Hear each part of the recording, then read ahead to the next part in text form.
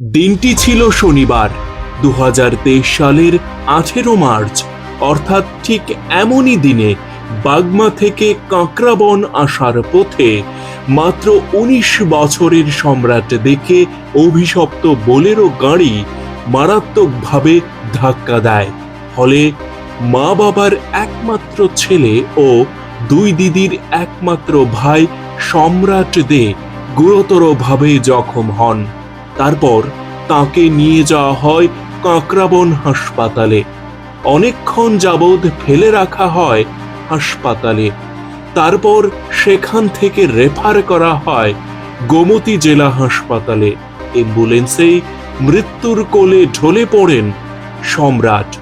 সম্রাটের মৃত্যু আজও কাঁদায় তার পরিবার পরিজন ও সংশ্লিষ্ট এলাকার লোকজনেদের। ঠিক আজকের দিনে সম্রাটের মৃত্যুর 3য় বর্ষ পূর্ণ হল।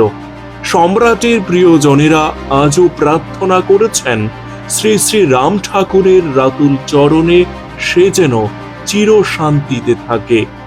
সম্রাটের প্রয়াণ দিবসে তাকে স্মরণ করেছেন বাবা সুবল চন্দ্র দে, মা শিল্পী দে, কুট্টি নিভা দে, বর্দি সঙ্গীতা দে, ছোড়দি সুনন্দিতা দে, দাদা ভাই উজ্জ্বল চৌধুরী, ভাগ্নি আনশিয়া চৌধুরী ও আধবিকা চৌধুরী, কাকা সমীর দে, মামা সমর দত্ত, পিসিগণ সন্ধ্যা দে, শুভা দে, উষা দে, পিসমশায় শ্যামল সেন, মাসিগণ ইলা দত্ত ও মমতা দত্ত, বরদা ভাই পরিমল, অজয়, বিজয়, লক্ষণ, রাকেশ, নিরঞ্জন, বৌদিগণ বাসন্তী, রুমা, মৌসুমী, দীপা, বিপাশা, জেঠিমণি সন্ধ্যা দে এবং সকল আত্মীয় পরিজন